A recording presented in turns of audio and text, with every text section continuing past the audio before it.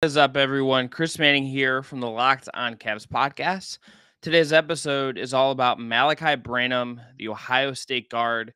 We recorded this before he was supposed to work out for the team and then didn't due to injury, but he's still a very much in-play prospect at 14 for Cleveland. So this is all about Branham, all about someone that could make a lot of sense for the Cavs, also some risk, also maybe someone that you can't expect to contribute from day one. Let's get into it. All right, the music you heard on the way in, at least in audio form, is from our friends at Astro Radio. Check them out wherever you get podcasts. Today's episode is brought to you by a new sponsor, Arcade 1UP.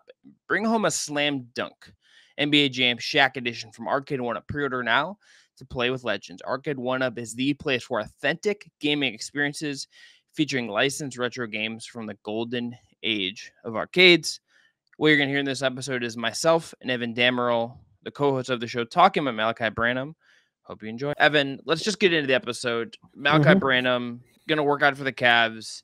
Certainly, depending on what mock drafts you look at, you will see him anywhere from like 14 to in the 20s. A friend of the program, Raphael Barlow, has him, I believe, at 22 right now, going to the Memphis Grizzlies. ESPN and Jonathan Gavoni's mock has him going to the Cleveland Cavaliers at 14. He is one of the many prospects I think Cleveland will consider at 14. My opening statement on this is not so much about him, and it's more about draft season. I'm going to call this the Obi Toppin theorem. Cab smoke. Yeah, like, look, this is lying season.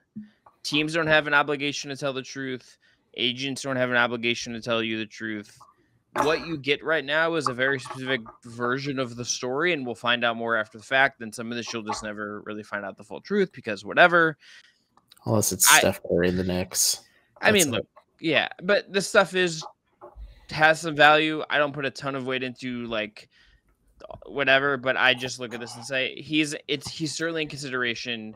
I just probably do not think this is necessarily like an indication there's a lot about him beginning to work that is interesting, but it is not like, oh man, they're locking in on him at 14 because you can't lock it when you have the 14th overall pick.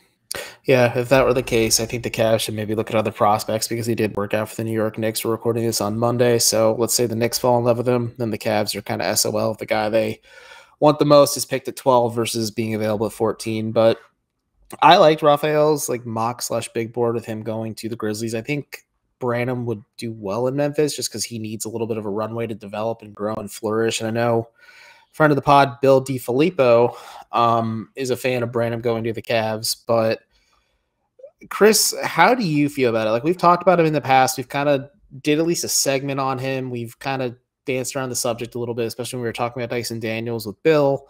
Like, how do you feel overall, just Branham as a prospect? And then we can kind of maybe dive into his fit with the Cavs. He's fine. I think there are guys I'm more stylistically intrigued by as we're kind of looking at how basketball is kind of going and how teams are succeeding when you get deep into the playoffs than Branham. I think he is interesting in the sense that like he provides a skill set I think teams need if it kind of works out for him. Obviously, no guarantee it's going to kind of work out. Obviously he had a really he was reluctant to shoot threes in college, but he's over 40%. He's got a mid-range pull-up game, which like there's some value in that. He had a really productive season last year. The 6'4" frame with a 6'10" wingspan is interesting. He's 19, so there's definitely some, probably some growth still to come in terms of his frame and everything like that. If the late part of his Ohio State season where he really was more efficient is an indicator of where this is going, he's a much more intriguing prospect. Is that a lock? I don't know. I'm intrigued. I have some questions. What do you think? I'm intrigued as well. I think you saying he's fine is a good way to put it. Like, yes, there's the intrigue and the upside there. Just there's the physical stuff, like you mentioned. There's the fact that towards the end of the season with the Buckeyes, you started to see a little bit more flashes and kind of see him climb from a guy many thought would return to Columbus to play his sophomore season for Ohio State and continue to grow in season in that ecosystem to being a possible first-round prospect to due to just his measurements at the combine and just his physical attributes altogether and just how the fact he's just interviewing really well teams at the combine. showing just a little bit of maturity for his age, which I think is a little overblown depending on who the prospect is. Like you could have a Dion Waiters situation or a Michael Porter Jr. situation with his conspiracies. But at the same time, like these are also grown adults. Like if you don't fit in, like you'll be phased out pretty quickly if you don't grow up and kind of check yourself at the door. But I think Branham kind of ascending a little bit towards the end of the season and riding that momentum to kind of being a lottery lock, it feels like. I feel comfortable in saying like he will probably be like the highest he'd probably be considered is 10 to 12 in that range. And then from there on down, so maybe not a lottery lock per se, but mid first round at least. I think that's kind of his sweet spot at this point. And like you said, he's fine as a prospect. There's some intrigue. There's some stuff that makes sense if you're the Cavaliers or just any team, just the way the NBA's heading. If you like look at the team like the Warriors, who have Steph Curry, Klay Thompson, Jordan Poole is just kind of like their staple guard rotation, and then they have like specialists at the guard spot like Gary Payton as well, who just really lock things down for Golden State and make things easier for them. Like I think having a little bit of that perimeter depth. You look at a team like Boston as well. Like, yes, they got shellacked in game 2, but there's a reason why they got to the finals. There's a reason why they were able to run with a more battle-tested Heat team, is they have an overabundance of depth on the perimeter to kind of counter, and also just size as well. So maybe the Cavs are taking that route too. But Branham makes sense for teams, but you just need to be patient, I think, because you're gambling on that potential, even if he has a kind of safe cookie cutter package coming out of Ohio State and heading into the NBA.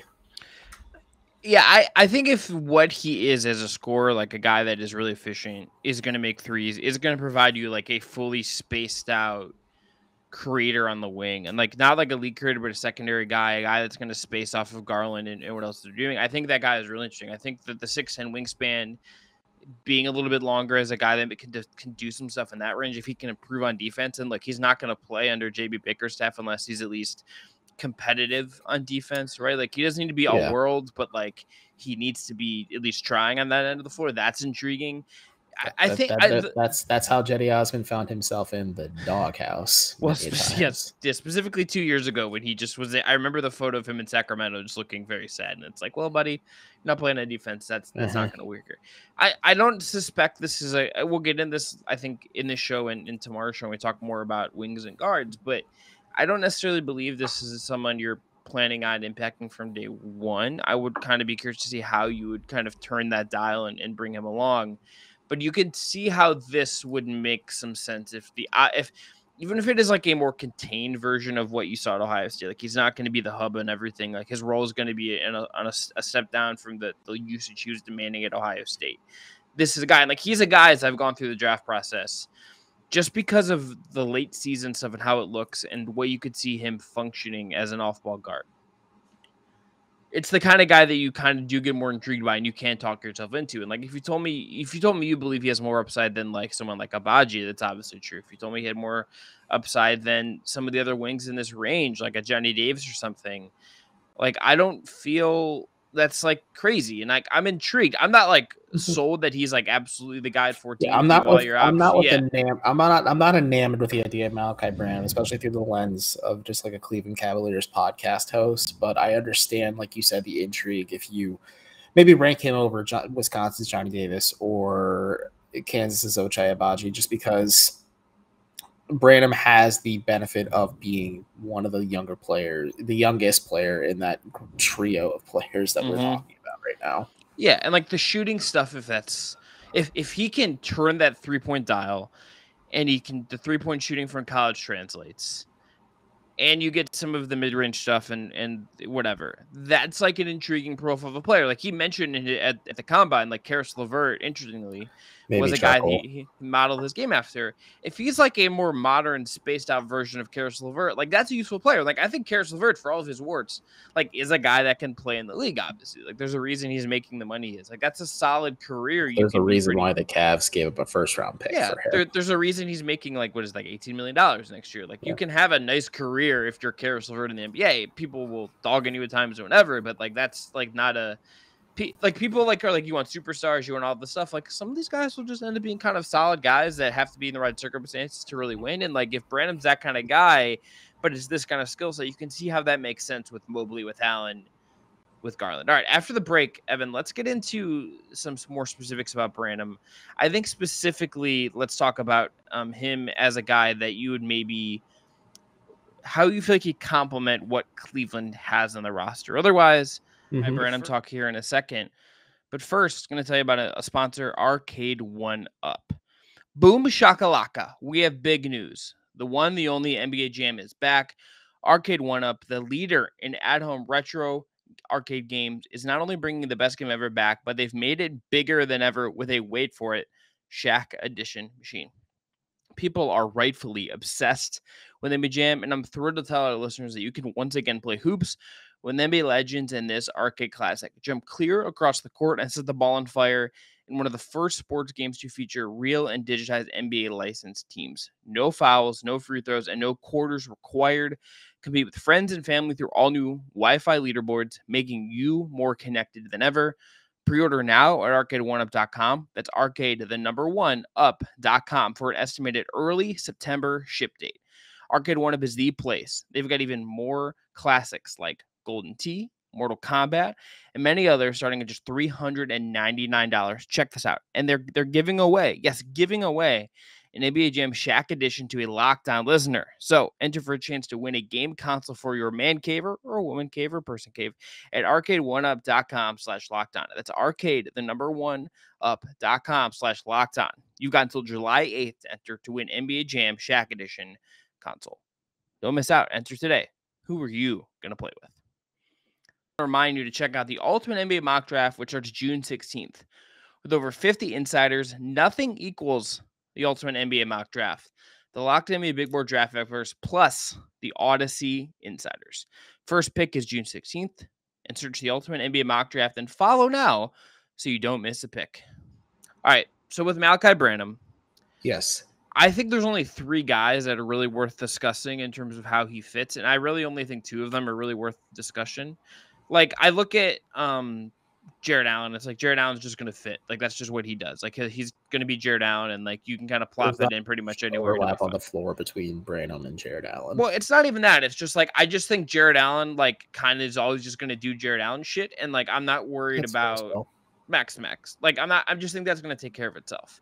But how do you feel about Branham with Mobley and with Garland? I think are the 2 questions you're asking here. So, Evan, who would you like to start with as we talk about those 2 specifically?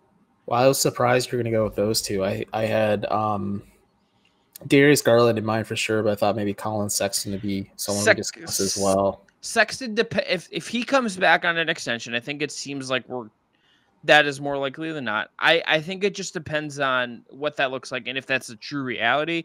I also just think that the hierarchy on this team is very clearly Garland, Mobley, and then Allen, and then like everyone else can kind of like figure it out. Yeah, of course. So when it comes to Branham, we were talking about it a little bit in the first segment, and I like that fit with Memphis because there's not necessarily pressure for him to perform, and there's not an expectation for him to perform, but you allow him the time, and you can afford him the time to kind of season, grow, and develop, and just find his legs in the NBA. Maybe see if that 3-point shot of his is a little more sustainable now, or if it still needs a little bit more fine tuning. I'll look like Colin Sexton in his rookie season. Maybe not that insane of a trajectory like Sexton had his rookie year in terms of 3-point shooting, but there may be a similar arc to that. But I think if we wanted to break it down, Darius Garland's the big one because I know Karis LeVert is kind of earmarked as our 3rd segment discussion point, but you talk about how Karis LeVert, like the Cavs spent a 1st-round pick to get him, like he's making $18 million for a reason. Like Branham could fit that similar like archetype for the Cavs, and if they get some offensive pressure relief on Garland just to kind of keep the defenses honest and keep him from getting flummoxed and maybe just overwhelmed, especially late in the season, like that's hugely beneficial. And I think that's like one of the more appealing aspects of Branham. If you believe in that, like long-term growth and potential, all while he's on a cost-controlled deal for the next several years. Yeah, I think if he develops the way you hope, and that's not something that is it. I think like Branham with Garland makes so much sense.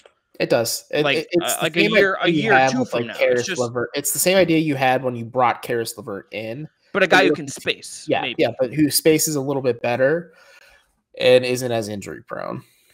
If Branham can space, that helps all of this. You know, like Like, it's, like, kinda that way with, like, every Cavs prospect we talk about and, like, a lot of guys on the roster. Like, I think about Okoro, if he's ever gonna figure out how to shoot in a meaningful way, if Sexton's gonna turn that volume up in a meaningful way and on how that would affect him. I just, like, look at Branham, and it's like, if the shooting stuff is real, it just makes some of these fit so much cleaner in a way Yeah. that matters. Because it's like, even if he ends up being a guy that, like, doesn't have, like, the tightest handle or, like, isn't gonna lead your offense a ton, like, Garland's gonna kinda wipe away some of those concerns. Sexton could even wipe away some of those concerns if he can kinda hang defensively, like, that'll matter here too. The Mobley thing is interesting because I think Mobley is just kind of is going to be able to be a guy that molds to a lot of different guys. And it's almost, to me, the question is like, is a guy like Branham the kind of thing you want to like allow Mobley to cover for? And I think there's a clear argument for it if Branham kind of pans out.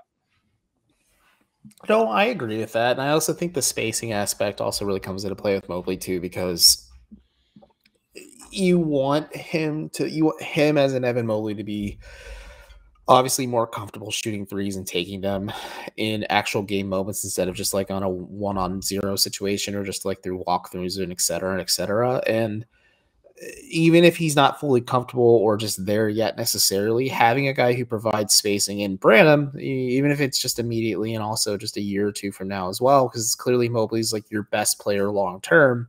He is your guy. Like, he makes a lot of sense, and he also relieves a lot of defensive pressure as well on him, because if you want Mobley just kind of banging down low, if you want him playing 5 in small sets and things like that, and you can kind of force defenses to not pack the paint against him and let him get easy looks so he's able to expend more energy on defense, like that's a huge win if you're the Cavs. And like that just makes things a lot easier. And I look at Branham in the lens, especially if you're Cleveland. We talked about this a little bit, like connective pieces. Like, he would be someone I would consider a connector piece possibly this season, depending on maybe just where he's at as a player entering his rookie season. But I feel more comfortable saying that a season or two from now, where he understands an NBA, what it takes to be an NBA player, and also is just in Cleveland's strength and conditioning program, blah, blah, blah, et cetera, and learns and hones his craft. So he could be a connector piece, like you said, and just kind of, like you also said, unlocks a lot of things for this Cavs team, and just for Garland and for Mobley and for Allen as well, just because the Cavs desperately need shooting. They're one of the worst shooting teams in the league last season. At least not the absolute worst, but they were below league average in terms of shooting last season. So any way to increase that or make it more palatable for yourself on offense to keep you in certain games, maybe when there's just teams that are going to run a clinic on you on offense, can really help you long term, obviously. I don't have any expectations for year one in this. Oh, neither do I. But I'll give myself the out of, if he, let's say Jetty Osman's either traded or if, God forbid, he's still on this roster, he soaks up those 8th, 9th man minutes in the rotation and gets spot minutes. Maybe sometimes if he's hot, JB plays a little more, sticks to the hot hand, but has a shorter leash just because he's a little raw and unrefined as a prospect. So I'll give myself the out on that. And sorry, everyone, for my dryer going off. I wonder if if you just ignore it, we don't have to talk about it. That's how it works. I don't function that way, Chuck. I'm built different, as the kids would say. Okay. I tend to just like think if he's playing like spot minutes for you as a rookie, and you can see something that kind of lead you there, and you can like help him grow into what you hope he can be. And like the work is not going to be. I think if Branham works, it's probably not apparent year one. No, it's maybe more apparent, and people can get mad at us, but I don't care. I know Chris will agree with me. If the Cavs just put him with the charge, imagine a certain finger is up, and this is how I feel about people's like, you can really get a glimpse of that potential in a controlled environment where he's allowed to make mistakes and grow, because the Cavs have invested in him financially and spent a draft pick on him long term. And there's way less pressure if you're a playoff team like Cleveland, who is looking to make tangible upgrades to kind of get you there now. You don't have to rely so much on a rookie, and the expectation is almost next to none because he's just spending his time with the charge, which is, again, nothing's wrong with that. If you're like, the stigma associated with that's shouldn't be existing at this point, but like, if Brandon ended up in Cleveland and you wanted him to grow and develop in an environment and give him as many minutes on the floor as possible, set him with the charge and keep him down here as long as you can. Yeah, like if he pops at Summer League 2023, cool. Great. And That, again, if folks, we talk about this a lot. Yeah. Like if a lot of players historically, in at least the last few years who were drafted 14, take a year or 2 or 3 to properly develop and find their legs in the league because there's something there that they need to like improve and fix to take them to the next level. Yeah. Also, rookies usually aren't good. Nope. Get that in your brain. Evan Mobley, Kyrie Irving, and LeBron James kind of skew that a little bit. Yeah. Rookies are mostly bad. They're mostly pretty bad. That's just how this works because they're young and they're adjusting to a league of grown men who will kick their ass in an 82-game season. All right, after the break, we're going to talk about Caris LeVert because I think this is a question about LeVert and Branham that has some meat to it. It's like, are they redundant? One last ad read today, and that's from our friends at Rock Auto. With the ever-increasing numbers of makes and models, it's now impossible for your local chain auto parts store to stock all the parts you need. Why endure often pointless or seemingly intimidating questioning? Here's an Odyssey, an LX, or an EX, and wait while the person behind the counter orders the parts on their computer, choosing only the brand their warehouse happens to carry. You have computers with access to rockauto.com at home and in your pocket, so take advantage. Save time and money using Rock Auto. Why would you choose to spend 30%, 50%, or even 100% more for the same parts from a chain store or car dealership? Rock Auto is a family business serving do-it-yourselfers for over 20 years. Evan, my co-host here, saved a ton of money 2 summers ago when his AC in his car went out.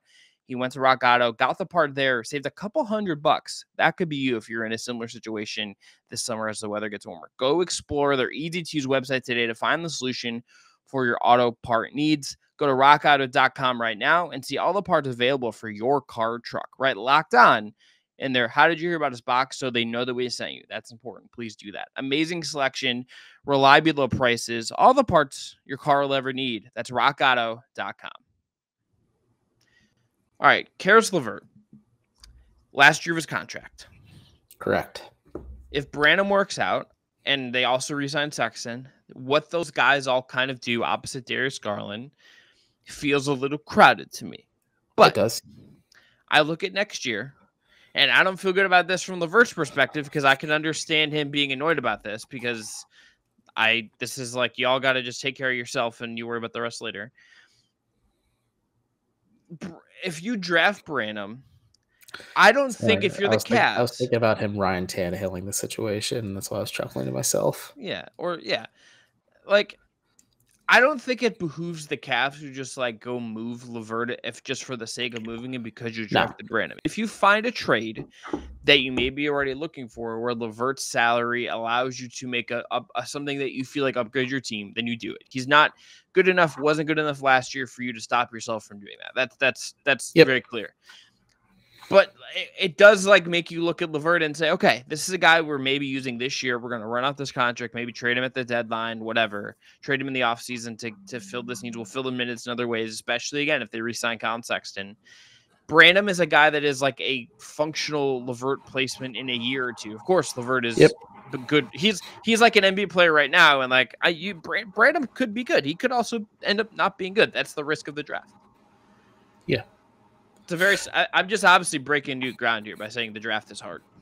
No, you are breaking new ground. You are like the new Star Wars trilogy and everything else. But shout out Obi-Wan though, banger. Great show so far. This is a certified Star Wars hater. I really like it. You can have the same thought process when it comes to EJ Liddell, Brandon's teammate. Like if you're looking at Kevin Love, he's entering the last year of his contract. Maybe Kevin Love just has so much mileage on his body and you let him stay with the roster on a cheaper deal, but you let a guy like Liddell maybe season a little bit, whether it's with a charge or at the back end of your rotation and kind of take over those primary backup 4 minutes behind Evan Mobley and possibly Larry Markkinen as well if he's still here in the Formula 2. But yeah, I agree with that. I don't think even if you drafted Branham, let's say the Cavs take him at 14, and wouldn't be shocked if he was. They've been kind of linked to one another for a little bit now, but it wouldn't say the Cavs like, okay, now that we have Malaki Branham and he's cost controlled, he kind of provides what Caris LeVert could, or he could kind of provide us what Caris LeVert gives us now and then maybe more in the future as well. Yeah, you're for the Cavs. You're not in a rush to move him. You get, like I said, you give LeVert the benefit of the doubt of getting healthy this offseason, getting acclimated in training camp, playing either as a starter or a bench player, depending on just where Colin Sexton's at recovery wise, and also just how Cleveland wants to play overall next season. And you have the luxury of letting Branham just season, whether it's at the charge or just in practice, and just kind of let him grow and develop. But it definitely makes him more expendable, I'd say. And like I know it was reported by Woj and others that LeVert was open to signing an extension almost immediately with the Cavs. Which I also would like to get money guaranteed to me. Lots of money guaranteed to me. I also would like to leverage that. Is all I would say. Obviously, maybe it puts a little bit of onus on Caris LeVert to perform a little tighter. Obviously, he can't control health, and a player with a history of foot injuries getting hurt. A foot injury this year shouldn't surprise many, but again, like I said, it makes him more expendable if you're the Cavs. And like you said, there's a reason why he's getting paid what he's getting paid currently. There's a reason why the Cavs gave up a first round pick to acquire him. Like, I think there are always going to be teams who are intrigued by players like Caris LeVert because he is a bigger 2-3 that can provide some defense, some playmaking, some scoring in a different myriad of ways, and just kind of be that maybe piece that doesn't necessarily push you over the edge like completely, but certainly helps your cause if you come playoff time, if you need somebody like that, just getting you buckets off the bench or in the starting lineup or something like that. So the Cavs could probably move him. And now that he's on an expiring contract, it makes it a lot easier too, because if you're the Cavs, you can maybe go name hunting with that a little bit too. But like you said, like, acquiring Branham doesn't muddy things right now, but the overall fit between those two on the floor would be tough this season if the Cavs refuse to send Branham down to the charge. And if I were Cleveland, if LeVert's still on the roster, maybe you're trying to showcase it a bit more, and that's why you just don't really play Branham at all, and you don't do that weird, like, we won't apologize for 48 elite minutes of swingman play or something like that. I would be an incredible self-parody moment. Evan, let's end on this. Would you be comfortable if, let's just say, if you're the Cavs, would you be comfortable taking LeVert in his last year and just running that out? Use this year as like a redshirt year sort for Branham, and you just run LeVert out for the whole year. Don't plan on trading him. Just plan on maximizing what you get of him for this 1 year, and then turning the keys over to Branham. With that setup, and not really trying to flip LeVert to recoup some of the value that you traded to get him in the first place, would you be comfortable with that kind of function of where LeVert is at in terms of his contract age, all of that? It really ultimately depends on where he's at. Like, early in the season, I'll give him the benefit of the doubt, like 25, 30 games into the season. But if we see more of the same, I'd say, okay, we can probably hit eject in this situation. But if you're able to maximize what you got in your return for him, and then you just let him walk in free agency after that point, I say, why not? And then you just hand the keys to Branham to say, okay, we let you season for a year. Now we're going to let you actually play like legitimate minutes, either starting next to Darius Garland or behind Colin Sexton if he happens to still be here. And yeah, I'm pretty comfortable with that scenario. But again, it just depends on where LeVert is at when the season starts. If you're depending on how all in on winning as many games as possible this year, and what the trade market obviously plays a part in this too. Yes. And like, if you could get something in exchange for Caris, like I would, you'd probably think about that. Obviously, I think if you depending on what you feel about the trade market and then what you feel like this team needs, if you run it out with him fully, I couldn't really blame the Cavs for doing that, if I'm being honest. Like, I would get it if you're saying like, hey, let's just try to win a bunch of games. Like, the first round pick is already gone. If we don't want to take on future money or whatever. They're going to convey to Indiana this upcoming season. Yeah, I mean, like, if everything goes to plan, that pick is conveying. And if Caris LeVert helps you make like a second round playoff run, and then you say, okay, like we're just going to turn the page here, I would kind of be intrigued to see what that looks like. And that would be such a deep trusting of player development in a way that I think would be really interesting. And if they did that as a test case, if like Branham is sort of like, we view him in that regard, and like we don't really see the work in the way that it would pop in the NBA. Even if we like cover some charge games and see what those look like and whatever, we don't see what it looks like until like summer league of the next year or like training camp in the preseason next year, and then we get a 25 game sample of that season. If this is how this works out, that would be a really interesting kind of turn the page development moment for the Cavs at a time where like, look, we'll see what happens with Sexton, but Garland's getting that max contract. Jared Allen's making 20. You do have some money coming off the books at the end of this year, but it's at a very interesting point in where this version of the team is sort of at, just in terms of where the money's coming off and then what money kicks in, right? Like, it's not like the money goes off the books and then you suddenly have money to spend. It's like, no, you're replacing money with this other money. So it's like, how do you turn the page like between Kevin Love comes off the books, but Darius Garland's contract comes crashing right in to replace it. And not saying like crashing in a bad way. It's just like your payroll is now, you're reallocating assets to a different player. Yeah, I mean, you'll be in year 3 of the Jared Allen contract at that point, like year 2 of a Colin Sexton contract. Like, you'll be in like the financial spot will be interesting. And like, if you say, okay, we're going to eject on LeVert before we believe he's on the downside, or we're paying him on his downside, and we're going to invest in the young guy. That would be such an interesting choice of how to handle this, that I kind of think you could talk me into that as like we're going to move this guy on and let it go, just run it out and enter this other guy. Even if we don't necessarily think Branham in 2 years is 100% better than LeVert. Mm-hmm. Like, we're not sure he's absolutely going to be better. If he's 75% of what LeVert is a year from now, right? Like, if he's is making like that rookie scale contract money versus whatever LeVert's extension would be, you could talk me into that. You absolutely could. Yeah, no, you can talk me into it too. It's definitely interesting, and I don't think people can read Cleveland's hand necessarily if they take Malaki Branham and say like, oh, they're definitely trading Caris LeVert now. Because let's say Caris LeVert balls out, you could probably or not balls out, but like you feel comfortable enough signing him to like an extension to be like that backup 2-3. Like, either you have an overabundance of wealth with him and Branham, and you really hope Branham pushes as a shooter, or you have an interesting trade chip in Branham as well, because you could maybe sell a team on his upside who's also cost controlled, and you could really move some chips in to possibly maximize the potential of this roster even further. Yes. The Cavs by the way, are doing their draft works. You will read stuff, but they're doing all of their due diligence. They're doing their fucking jobs, attending draft days and things. So, this is my PSA that this is silly season. Everyone is lying and everyone's inflating is making things sound sometimes a little more important than they are. That's all I'm saying. Here's my PSA. Instead of reading too much into this stuff, go see Top Gun Maverick. Go be the Top Gun.